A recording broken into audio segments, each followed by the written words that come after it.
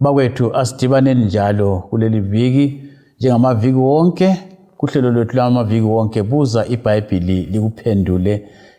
Olwamukelayo ngumfundisi uEsindlovu ngegama lenkosi yethu Jesu. Vumani ngingakamukela abafundisi abasincedisayo ngiphinde inombolo zocingo u0718444196. Lezi nombolo zocingo uyathumela umbiko wakho WhatsApp, uthola ibhuku Great Controversy, impikiswano enkulu. Ngithanda ukubana ngamukela abafundisi abasincedisayo namhlanje. Mfundisi OP lo CK. Siyabonga mfundisi, salibonani balaleli. Siyadibana njalo kuhlelo lwethu buza iBhayibheli likuphendule. Okhulumayo umfundisi uMpofu CK. Salibonani balaleli, siyathokoza njalo ukuhlangana kuleli iviki ubana sifunde ilizwi likaThixo sindawonye. Sengathi uNkulunkulu angaba lathi aqhubekele phambili esipha inhlakanipho yokuzwisisa lamandla okuphila ilizwi lakhe. Umfundisi OP Mpofu, siyabonga. Siyabonga bafundisi, namhlanje sikhangela isahluko sesihlanu. Angazi sizayithatha yonke kumbe siyabala amavesi athize. uCK ujayele ukusifundela. Singabala wonke kumbe sime kwele singaki?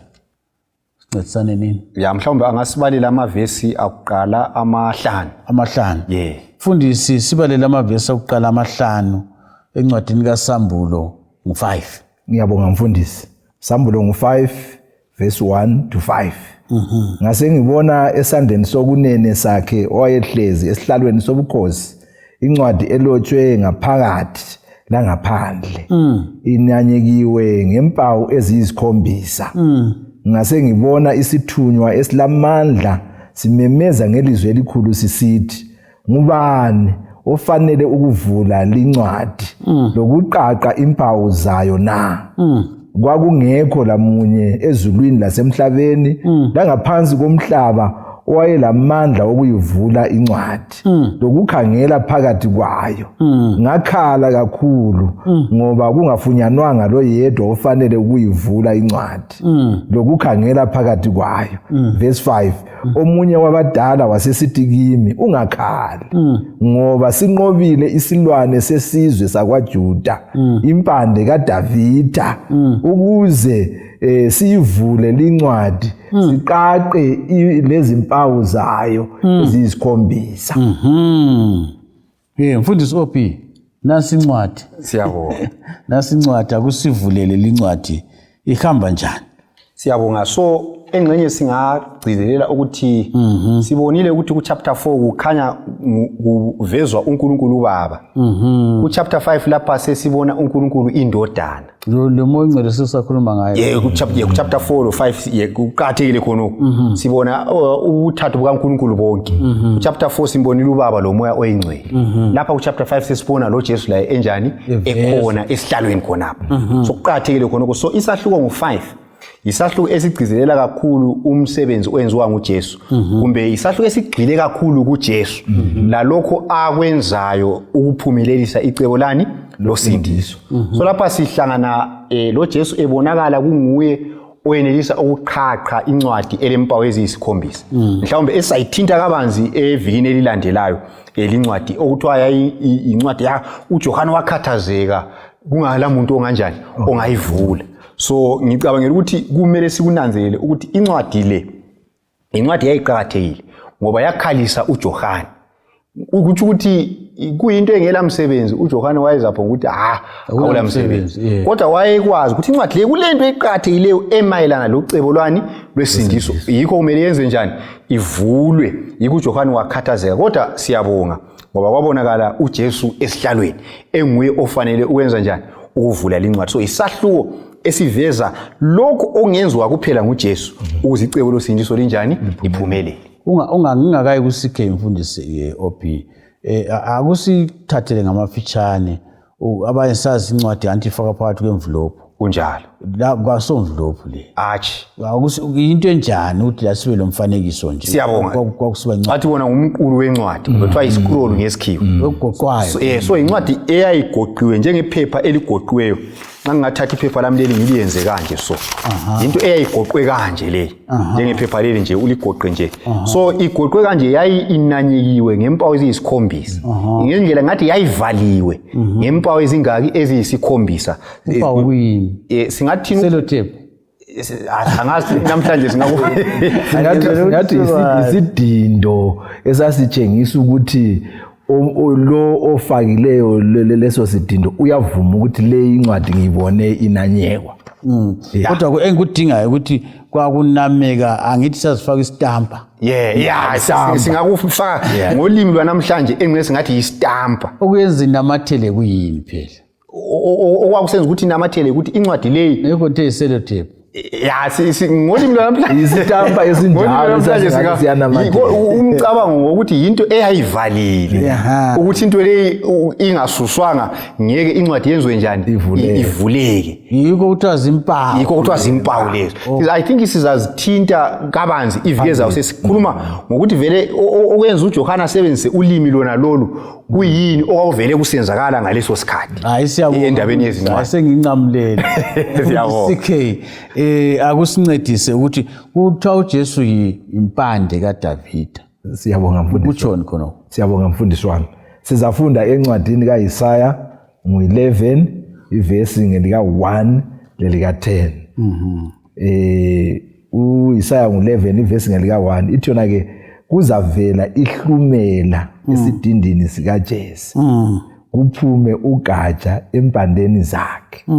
Nguvesi 1 lo vesi ngo10 abese sithena ke ngalolu suku impande kaJese iza kuba luphawu ebantwini idingwe izizwe lendawo yayo ibe lodumo. Isizathu esenza ukuthi uJesu bambize ngokubana ke uyimpande lehlumela lika Davida ukuthi vele ungakhangela usendo luka Jesu uvele uluvelela khona ngale kuJese onguye owazala ulokuzene uDavida. So ke lapha sivezela ukuthi umsindisi ngokuzalwa kwakhe kwalapha emhlabeni ezokwenza umsebenzi wokusindisa abantu ubuya ngenzalo kaJese lo Davida. Yiko kutsho ukuthi uyimpande kungaba lesizathu yini sokuthi lapha abizwe kanjalo nxa sikhangela yona lisahluke sisikhangele sencwadi le nanyekiweyo kukhona yini ukuxhumana lakho nokho kumbe kuphonga uqondana nje? Kukhona ukuxhumana lakho mfundisi wami ngoba ungananzelela uDavida waba inkosi yakuqala eyakhethwa nguNkulunkulu wabuya wenza futhi intando kaNkulunkulu. uNkulunkulu waze wafunga wathi ngawe akusoze kuswelakale ozathatha isihlalo sakho sobukhosi umhlaba uze wenze njani usindiswe.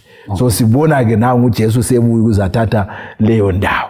So kukhona ukuxhumana yikubona lencwadi lesifunda ngayo so kuswelakele wayengayivula wayengaqaqa lempawu zayo kodwa ke nanku ke ilokuzeni ingwenyama yakwaJuda usebuya ke ubana ke azeqaqa azekwenza lokho kungaze kwenziwe ngomunye umuntu. Siyabonga. Engxenye ngagcizelela khonapho ukuthi uJesu ke nxa sikhangela ubudlelwano bakhe lo Davida ule ndima ezimbili ngoba uNkulunkulu bakhe angaba nguye owasungula uDavida. So ngezinye indlela nxa kuthiwa uyimpande kuthi ukuthi uDavida usuka kuye ebuNkulunkulwini bakhe. Ungakubamba umuntu kule ndawo uJesu athi indaba uDavida sithi inkosi yami. Yikho kanye. Yena khona kodwa kuthiwa uJesu usuka umntaka kaDavida. So uJesu ule ndima ezimbili nguye osungula uDavida ngoba ungumdali. Kodwa ngokuzalwa kwakhe kwenyama ulihlumela ulugatsha olusuka kobani koDavida. So konke ukubili kuyasebenza kuye kokubili. Yes. Kodwa ke lapha ukuqanjelwane la kuhambelana njani lencwadi le? So lapha sokuveza ke onguye olelungelo. Yikho kubizwa kuthiwa uJesu ulusendo luka Davida ngoba kudingwa umzila. Singakufanisa la namhlanje ukuthi angithi nxa inkosi ingafa ngakuphonga ubusa wonke umuntu udodwa. Hayi kudinga olegazi lakhona. Kanjwa ngomzila. Kunjalo. Ansike sayidinga lathi lapha. Kunjalo. uJesu usemzileni wakhona. Yikho kuveza indaba lapha yokuba impande kwaDavida. Hayi kuyacaca uJesu usemzileni. Kunjalo. Lokho angithi kuya ngegazi kwegazi kunjalo yokwana usitsho asonto kuthiwa khona hayi ake sabonto ngubani asonto yokuvotela asonto yokuvotela igama ade ndibalekile ngokwegazi kuzalwa khona asike sikhangele ke obi lapha kule mfanekiso eminingi impondo ezisikhombisa amehlo ayisikhombisa lento ezinjalo sincedise lapha ukuthi kumeleni kutshone.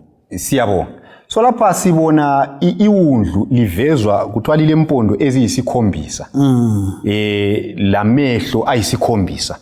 Siza fisa ukuthi sidinga ukuthi kathi okwenza ukuthi kuthiwe kulempondo eziyisikhombisa ngoba kwenye isikhathi nxa umuntu ekucabanga ukuthi kuthiwa lempondo eziyisikhombisa kakutsho sibili abathi ngesikhiwa literal kukho literal so impondo lezi zingabe zisitshona Deuteronomy 33 verse 17 iyasinika phose udletshana ukuthi sibone ithi yona iBhayibheli ebukhosini njengenkunzi encane elizibulo impondo zakhe zinjengezenyathi ngazo uzagweba abhuqe izizwe aze agwebe lalezo ezisemaphethelweni omhlaba.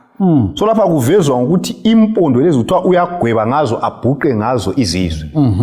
So nxa ukhangela ngendaba yempondo indaba yempondo iveza amandla okubusa. So nxa kuthiwa lapha ulempondo eziyisikhombisa sike sathinteke inamba le usikhombisa ukuthi iveza ukuphelela. So impondo eziyisikhombisa lezi ziveza ukuthi uJesu ulamandla apheleleyo awukubusa lokwahlulela umhlaba. Ngesizathu sokuthi nguye ongubani ongumsindisi. Ungakuthola futhi indaba yokuthi impondo ziveza amandla ungabala futhi kumakhosi akuqala ngo22 ivesi ngelika 11. So impondo ziveza amandla then amehlo la isikhombisa aveza ukuthi uJesu ungumnini lwazi lonke ulenhlakanipho epheleleyo akulanto angayaziyo kulanto angayaziyo kunjalo. Siyabonga mfundisi CK sike sayikhuluma indaba yomzila ukuthi ubukhosi lobu buhamba legazi kunjalo nxa wena ungasuka koDavid angeke usukuma uthi hayi lami ngwakoDavid kunjalo mfundisi uJesu ke kungani elelungelo mbona ukuthi nguye yedwa olelungelo lokuthi aqhaqhe impawu zencwadi kungani? Siyabonga mfundisi wami sizafunda lapha incwadi kaJohane uJohane isahluko sakuqala ivesi lakuqala lelesibili lelesithathu abalaleli ngizacela ukuthi bafunde futhi lo Mahubo ngo33 ivesi ngelika 6 lo 9 kodwa ke mina ngizafunda incwadi kaJohane kuphela.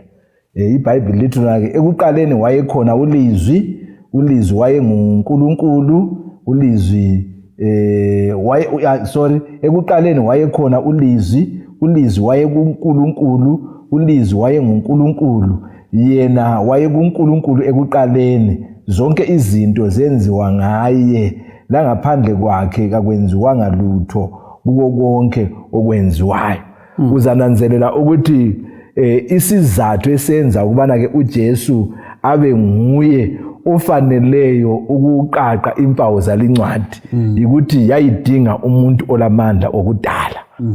Njengobana ke uJesu lapha siyamzwisa ukubana ke wayekhona ekuqaleni akula lutho olukhona olungazange ludalwe ngaye konke kwenziwa ngaye.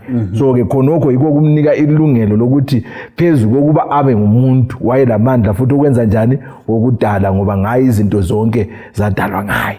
Ufundise nxa kuyadingakala ukuthi abalaleli ubancedise ukuthi kathi nxa ungazange ungene ngokujula ukuthi kathi incwadi le yayincwadi bani ikakhulu kusincedisa ukwazi ukuthi kungani uJesu siba nguye. You're right. Ngoba sibona incwadi nje thina sikhula sasincwadi yayisinqa izobika ukufa bafake isiphambano esibomvu phandle imihli ibhalwe ngamabala abomvu phezulu ayibili kuyi telegram lincwadi le kanti yindaba ifuna uJesu. Siyabonga mfundisi. Indaba ingafuni ingilosi.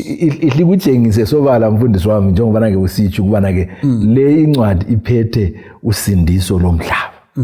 Ngoba ngakho umunye olelungelo lokusindisa umhlaba ngaphandle kwabani kaJesu. So ke la nxa sizangena ngokujula kuyo kodwa ke sokuzivezela sobala ukubana ke incwadi le imumethe usindiso lelifa labasindisiwe emhlabeni. Hayi usuqedile mfundisi akukodlula lokho. Mfundisi OP kuyini okunye singakubona lapha okwenza uJesu abe nguye ofanele ukuthi aqhaqhe impawu zalincwadi? Siyabonga.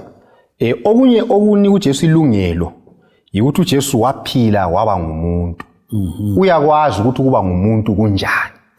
So ngizafunda lapha uJohane ngo1 ivesi ngelika 14 ithi yona iBhayibheli ulizwi waba yinyama waphila phakathi kwethu sayibona inkazimulo yakhe inkazimulo yendodana eyiyo yodwa eyavela kuyise igcwele umusa leqiniso so uJesu lo ngulizwi obalwe ngayo ngale owadalayo waba ngumuntu waphila phakathi kwethu so ecebeni losindiso la ongamela abantu endabeni zokusindiswa ngulo oke walabila ukuthi kuba ngumuntu kunjani walingwa njengomuntu wanqoba izilingo esebuntwini so yikho uJesu elelungelo ukwedlula izidalwa zonke esezulwini kumbe ukwedlula bonke abahlala ezulwini ngoba yena uke waphila emhlabeni.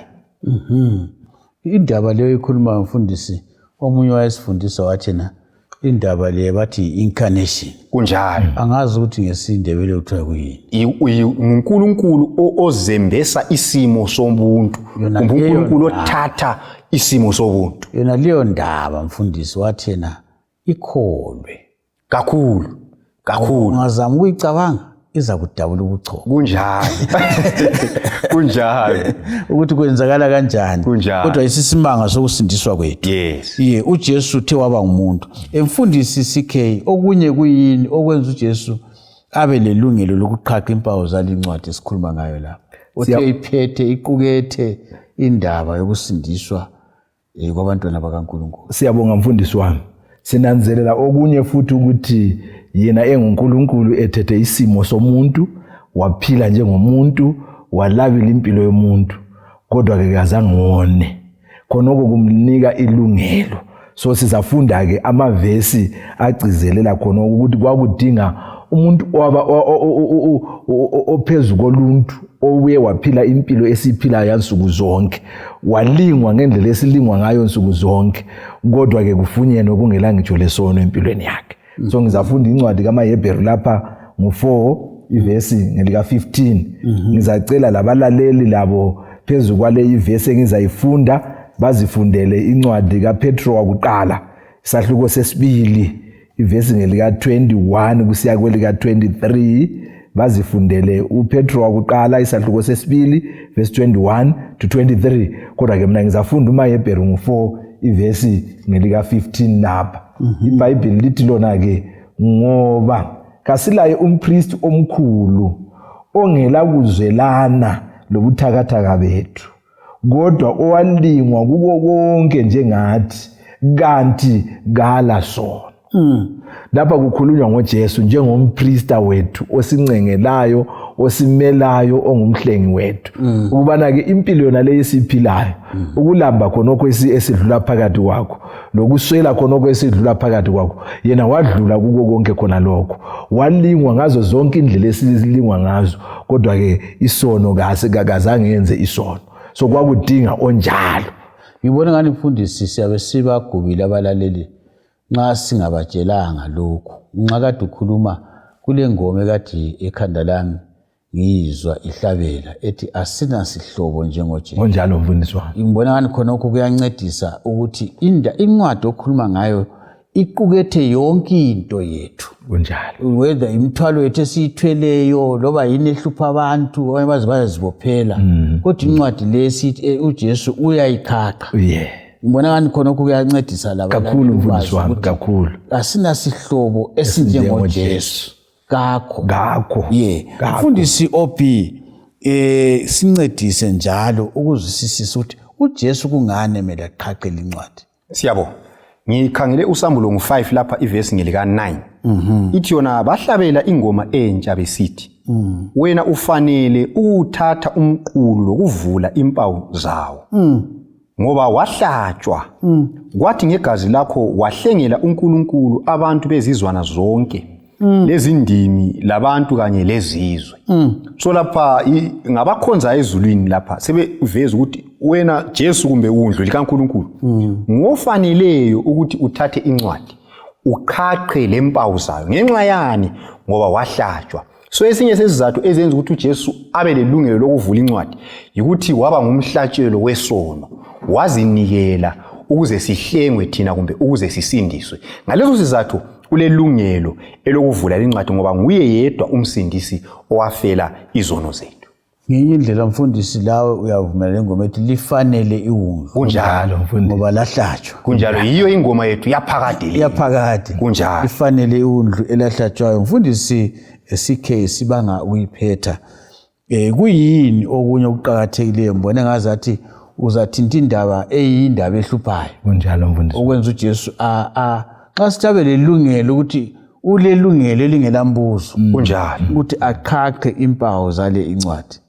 Siyabonga mfundisi wami khonokho njengobana ke usitsho usizafunda lapha incwadi kaSambulo mu-1 ivesi ngelika 17 nelika 18 engxenye sithinte lo maHebheru ngu2 ivesi ngu14 kusiya kwelika 15 but okuqhakathekileyo ukuthi nguye yedwa owanqoba ukufa nguye yedwa wathi ngemva kokungcwatshwa wavuka kwabafileyo nguye yedwa olengcwaba namhlanje likhamisileyo umhlaba wonke jikelele so ke khonoko kumnika ilungelo elingelambuzo so ke ngizafunda ke incwadi kaSambulo isahluko sakuqala ivesi ngelika 17 lelika 18 ithi yona ke ngathi ukumbona ngawela ngasezinyaweni zakhe ngaba njengofileyo kodwa wasebeka isandla sakhe sokunene phezulu kwami esithi ungesabi mina ngingokuqala lokugcina lophilayo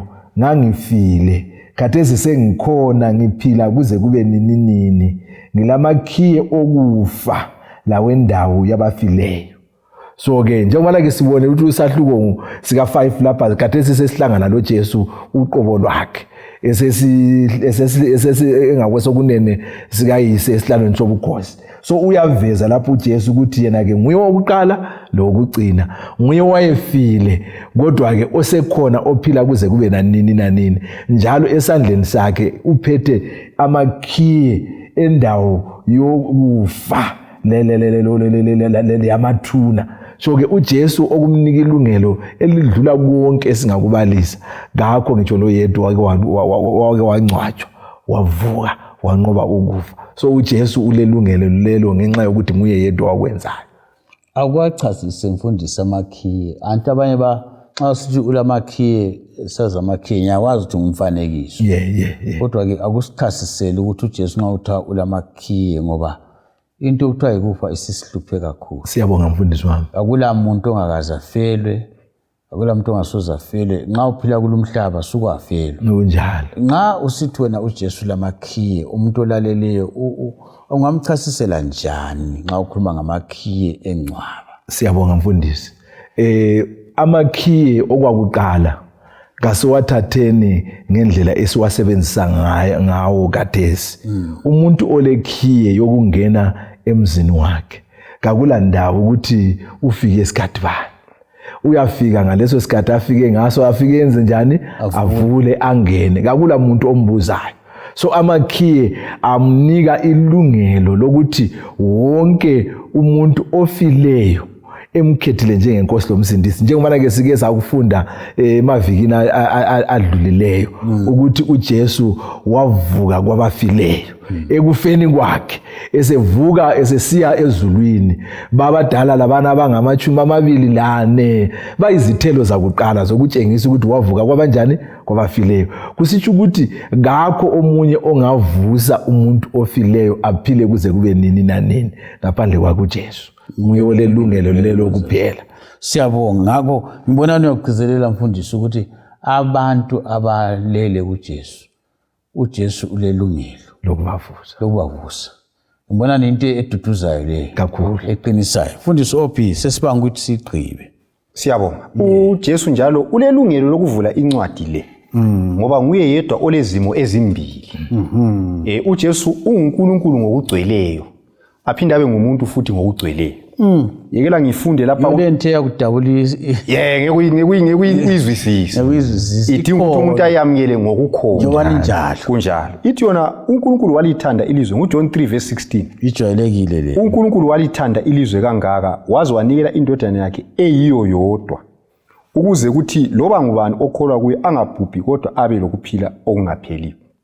Ngolimi lweBhayibheli lapho kula amabhayibheli amaningi athi indodana ezele yodwa kodwa ngolimi lweBhayibheli ithi yona indodana eyiyo yodwa yohlobo lwayo ngezindlela kuchasisa ukuthi akula ofana loJesu ngoba nguye yedwa olezimo ezinjani ezimbili onguNkulunkulu 100% aphinde abe ngumuntu njani 100%. So akula onjalo kuuniverse yonke ekaNkulunkulu. So uJesu uyenelisa ukuthi asimele ezulwini ngoba lapho kudingakala khona uNkulunkulu unjani ukhona. Lapho kudingakala khona omela abantu yena unjani ukhona. So omunye umlobo uthi ngakwesinye isandla ubambe uNkulunkulu ngakwesinye isandla ubambe abantu esiba nguye yedwa ongenelisa ukuhlanganisa uNkulunkulu labantu ngoba enguNkulunkulu ngokugcweleyo aphinde abe ngumuntu. So nguye ofanele ukuvula lincwadi.